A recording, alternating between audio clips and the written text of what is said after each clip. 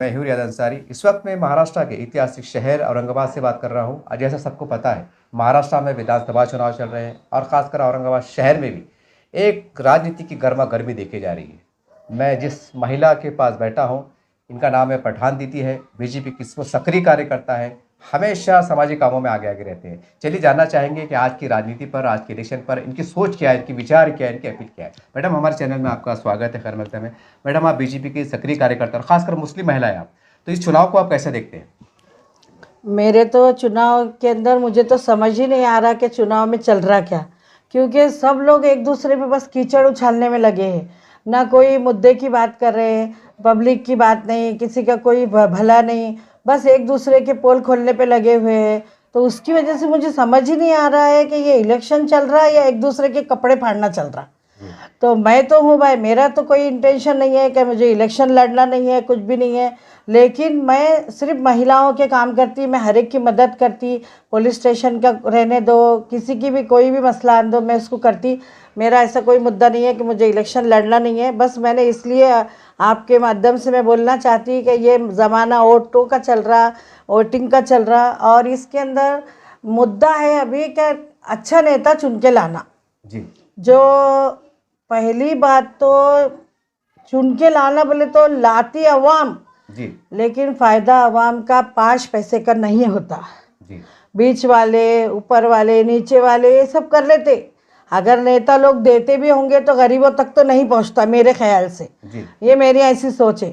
लेकिन मैं हमारे महाराष्ट्र के जो हमारे चिटनी से बीजेपी के बड़े नेता माननीय संजय केनेकर भैया, मैं उनके अंडर में काम करती हूँ और मैं डायरेक्ट उनसे मिलके डायरेक्ट मैं किसी का भी काम करवा के देती। मेरा ये मुद्दा है, बगैर परेशानी के हम किसी का भी मसला हल करते। अभी ये इलेक्शन के बारे में तो कोई किसी को समझ में नहीं आ रहा कि भाई ये होने वाला क्या है। मैडम, और एक बात ये है कि आमतौर से बीजेपी के बारे में कहा जाता है कि फिरकापरस्त पार्टी है, जातिवादी पार्टी, ऐसे आरोप लगते हैं। और आप एक मुस्लिम महिला है, तो कितना कठिन जाता है मतलब जब प्रचार करते समय? नहीं, मुझे तो कोई कठिन जाने का सवाल ही नहीं है। जब मैं बड़े बड़े मसले उन्हीं लोगों से हल करके लाती। जब मैं बड़े बड़े मेरे महिलाओं के, पुलिस स्टेशन के, महिला तकरार के, घरेलू मैटरों के, गरीबों की शादियों के मसले मैं हमारे नेताओं से लेके तो देती हूँ। तो फिर मुझे तो कभी कोई परेशानी ऐसी आई नहीं, क्योंकि अगर मैं लोगों के काम करूँगी तो लोग मेरे से खुश है। मेरे को बगैर परेशानी के मेरा काम होता, क्योंकि हम उनके साथ ईमानदारी से रहते, वो हमारे साथ ईमानदारी से रहते। तो हमको कोई ऐसा मसला आज तक दरपेश आया नहीं, और हम कभी किसी के खिलाफ बोलते नहीं। पहली बात, हम हमारी लाइन से चलते। हम किसी के ऊपर ना वो किसी पे हम आरोप लगाते ना हम किसी का आरोप बर्दाश्त करते। हमारे पे किसी ने आरोप लगाया तो हम भी इसको छोड़ते नहीं फिर। लेकिन मेरा ऐसा मसला है कि मेरा ऐसा सोच है कि सिर्फ इंसान ने अपना फ़ायदा कहाँ हो रहा है वो सोचना, दूसरों के बारे में सोच के अपना काम खराब करना, ये मेरी फितरत नहीं है। भाई मैडम, ये बोलिए आप कि ऐसे हालात में जब बीजेपी को इतना बुरा भला बोलते हैं जो भी है, तो आपको लगता है कि मुस्लिम समाज के अंदर परिवर्तन आएगा और बीजेपी की तरफ जाएगा? लगता है आपको ऐसा? अभी आपने बैंकों में देखे क्या? आपने बैंकों में देखे कि लाडली बहन के पैसे लेने को सबसे ज़्यादा बुरखे वालों की लाइन है। सुबह फजर से लेके शाम में 7 बजे तक हर बैंक के अंदर आपको कौन मिले? सिर्फ बुरखे वाले, पैसे वाले, गरीब, हर एक को पैसा आया। कुछ भी हो, आज तक बताओ किसने किसको पैसे दिए क्या? अकाउंट में बराबर पैसे आए, तो फिर ये फ़ायदा नहीं है ये।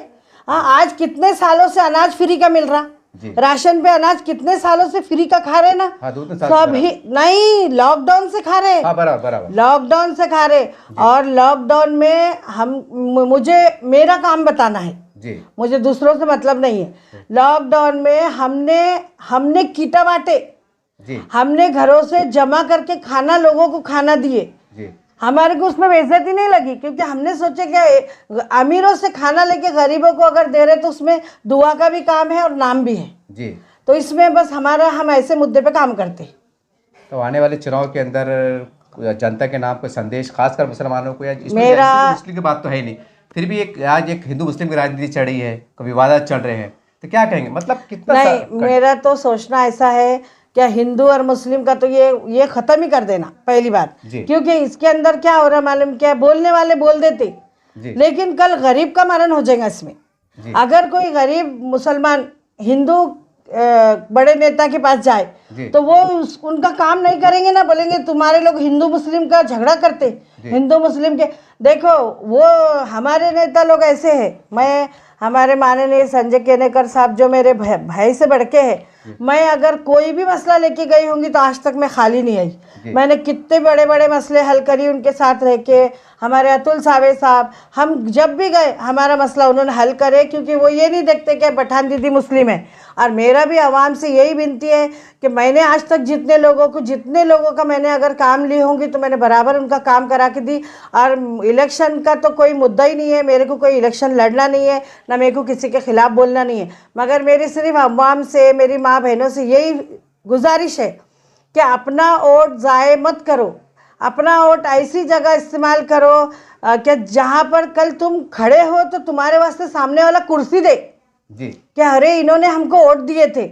ऐसा ना हो कि अपने को देख के दरवाज़ा बंद करे। वोटिंग होने के बाद सामने वाला बोलता हो गया अब हम निकल गए, 5 साल के बाद देखेंगे। नहीं, अपना गरीब का भी वोट कीमती है और अमीर का भी वोट कीमती है। और रहा सवाल आजकल जो लोग पैसा वैसा लेके ऊपर से नीचे तक जो चल रहा है, कौन पैसा ले रहा, कौन क्या कर रहा, लेकिन वोट तो अपना है ना जी। देखो साहब, इसमें लोगों तक पैसा पहुंच रहा नहीं पहुंच रहा, क्या क्या हो रहा, उससे मेरे को कोई लेना देना नहीं है। मेरा इतना बोलना है कि बस अपना वोट है, अपन ऐसी जगह दो या फिर मत दो। मैडम एक बात है, आप मुस्लिम कार्यकर्ता है, महिला कार्यकर्ता है, ठीक है, आपको एक तजुर्बा है कि वहाँ हमेशा आते जाते, हम भी पत्रकार है, लेकिन क्या आपको लगता है इसके अलावा कि बीजेपी भी जैसा आरोप लगते हैं कि जातिवादी पार्टी, क्या वाकई और भी मुसलमानों काम होते हैं कि आपके खाली कार्यकर्ताओं काम होते हैं? नहीं तो हमारे, अच्छा एक बात बोलो, मैं पूछ रहा हूँ, मैं आपकी नहीं जानकारी नहीं के नहीं, लिए। आप बराबर बोल रहे। आप है तो लाइट जब लेते तो आप डायरेक्ट पावर हाउस से लेते कि खंभों से लेते? खंभे से लेंगे ना। पावर हाउस से क्यों नहीं लेते आप? अब वो ज्यादा वोल्टेज रहता, दूर रहता, वो नहीं की नहीं, बातें रहती। पावर हाउस तक पहुंच नहीं सकते। नहीं नहीं, वो था नहीं पहुंच सकते। तो हमारे जो बड़े नेता है उनके वास्ते हम छोटे नेता है, तो लोग हमारे तक पहुंचते, हम उन तक पहुंचते, ऐसा हम उनका काम करा के देते। ये कड़ी है जी, हम कड़ियाँ मिला के चलते। और अल्हम्दुलिल्लाह मेरे को आज 2013 से मैं सक्षम कार्यकर्ता हूँ। मैंने हर एक का काम करा के दी, ना मैंने कभी ऐसा वोट की लालच में काम करी, ना कुछ नहीं। आज मैं लॉकडाउन से मेरी तबीयत ठीक नहीं थी इसलिए मैं घर पर हूँ, लेकिन आज भी फ़ोन पे घाटी का अगर कोई भी मैटर आ जाए तो मेरे फ़ोन के ऊपर हर एक को मदद पहुँच जाती। घाटी में हमारे नाम से इतनी इज्जत होती कि अरे बीजेपी से फ़ोन आया है। हमारी अल्हम्दुलिल्लाह घाटी में हो, पावर हाउस में हो, नल के वास्ते हो, कहीं पर भी हो, अल्हम्दुलिल्लाह हम मदद के लिए तैयार है। अगर हमारे मोहल्ले की लाइट गई तो एक फ़ोन एमएससीबी को करे तो वहाँ से लाइट चालू हो जाती। अल्हम्दुलिल्लाह मेरे काम में अल्लाह ने ऐसी तासीर रखा कि मेरे सिर्फ फ़ोन के ऊपर काम होता, मुझे मार्केट में आना, शो अप करना ज़रूरी नहीं है। मैडम अगर हमारे अतुल सावे साहब जो हमारे जो मंत्री भी रहे हुए, यहाँ के आमदार भी और चुनाव भी लड़ रहे हैं, इनके ऊपर आरोप लगते हैं कि भाई ये मुसलमानों के महलों में नहीं आते, ज़्यादा विकास से काम नहीं करते, और कैसा देखते हैं अभी आरोप? उन्होंने डायरेक्ट नहीं आ सकते ना, हर एक जगह हर एक मंत्री, मोदी जी डायरेक्ट आते क्या? नहीं। मुख्यमंत्री डायरेक्ट आ सकते क्या? नेता, नगर सेवक, शहर अध्यक्ष, वार्ड अध्यक्ष, ये क्यों बनते? इनके थ्रू ही काम होते। आप लोग हर एक का काम है कि कड़ी से कड़ी जोड़ के चलना चाहिए, डायरेक्ट नहीं आ सकते ना। अतुल साहब इतने बड़े मंत्री है तो उनके पास उनके लोग क्यों है, फिर आसपास लोगों में घिरे हैं, उनके लोगों तक पहुंचो, उनके लोग उनकी बात पहुंचाएंगे। अब अगर तुम्हारा उनसे अच्छे ताल्लुकात है तो बराबर तुम्हारा काम होगा, अपने जबान पे अपने ताल्लुकात पे भी रहता। ऐसा ज़रूरी नहीं है क्या उन्होंने अतुल सावे साहब हिंदू है तो अपना काम नहीं करेंगे। यकीन मानो मैंने 1-2-3 बहुत बड़े बड़े हमारे मुस्लिम लोगों के तड़ी पार कैंसिल करी अल्हम्दुलिल्लाह अतुल सावे साहब के पास जाके। हमारे संजू भैया ने हमारे बड़े बड़े जो क्वार्टर्स खाली कराने को आते जो करते, तो हमारे संजू भैया ने कई लोगों को छत दिए उन्होंने रहने को। क्वार्टर्स के मतलब खाली कराना रोके उन्होंने। आलमगीर कॉलोनी के क्वार्टर्स खाली कराने के वास्ते जीसीपी आ गया था। अल्हम्दुलिल्लाह मेरे भाई संजू भाई उन्होंने वो बराबर रोके, और अल्हम्दुलिल्लाह आज हम 7 साल से लोग वहाँ पे क्वार्टर्स के अंदर है। 14 घर है, मुस्लिम घर है, मुस्लिम हिंदू दोनों मिला के। जी जी। तो उसमें कोई वो नहीं है, मैं तो नहीं समझती ऐसा।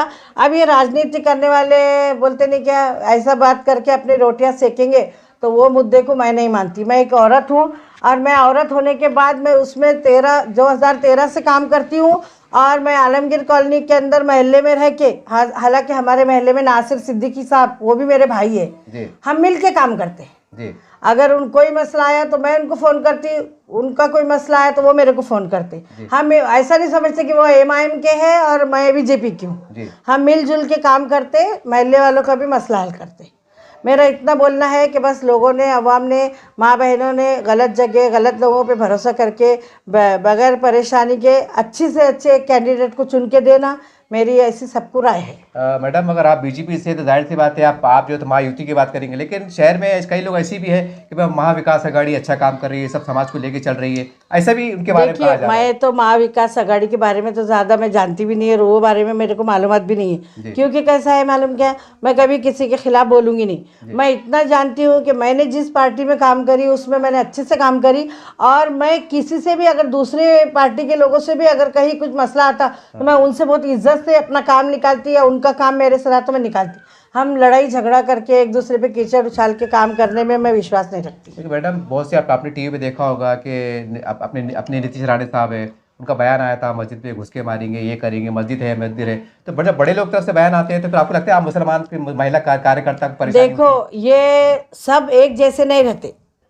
अच्छा। सब लोग एक जैसे रहते क्या? जी। 5 उंगलियां सरीकी है क्या? जी। एक आधा उसमें बदमाश आ जाता, जी कुछ भी शरारत पैदा करके लड़ाओ दोनों को, जी तो उसका काम है क्या? अपना काम है कि भाई ये अपन जिसके साथ है उन्होंने तो कुछ नहीं करे। अच्छा। ये दूसरे लोग जो ये बोलते ना, दूध में मैंगनी डाल के दूध खराब करना, ये फितरत रहती इंसान की। जी उसमें क्या हो जाता, छोटी सी लड़ाई को बड़ी कर देना। जी तो उसमें क्या होता है, सब लोग समझदारी से अगर काम लिए ना तो ये होने वाला नहीं है। लेकिन क्या हो जाता है, थोड़ी देर में अपने भी लोग जोश में आ जाते हैं, उनके भी लोग, इससे क्या होता, गरीब आवाम की मरण हो जाती, बस और कुछ नहीं होता। आने वाले समय में चूंकि आप बीजेपी के कार्यकर्ता है, तो क्या देखते हैं सरकार किसी बनेंगे, ये आपकी सोच के हिसाब से? मेरे हिसाब से तो देखो, मेरा इतना सोचना है कि पब्लिक भी बहुत होशियार हो गई। जी पब्लिक इतनी होशियार हो गई यार, और ये आपके न्यूज़ के माध्यम से तो क्या सबके दिमाग डाइवर्ट हो गए। अब लोग खुद परेशान है कि हम देना किसको वोट। जी जी पहली बात तो अभी आप न्यूज़ के हिसाब से देखो तो मैं भी ऐसा कुछ बोलना नहीं चाहूँगी,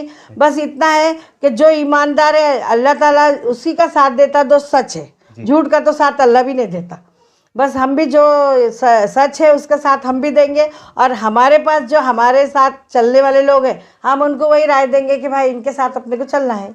आप बीजेपी के कार्यकर्ता, आखिरी सवाल ये है, जाहिर सी बात है आप बीजेपी की बात करेंगे, यहाँ पर अतुल सावे है, उधर संजय सिरसाट साहब है महायुति में, कि आपको लगता है कि तीनों जीत के आने वाले हैं?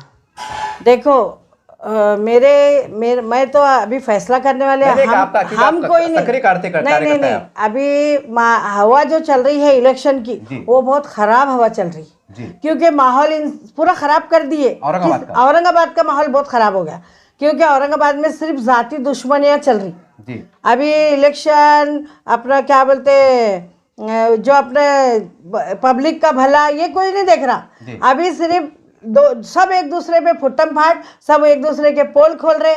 इसलिए मैं तो बड़ी ना, क्या जो सीधा चल रहा है उसी का काम होने वाला है जी। दूसरों के टांग खींच के पीछे जाके कुछ फायदा होने वाला नहीं है। मेरी सोच ऐसी है कि जो सीधा जाएगा उसका काम सीधा होने वाला है।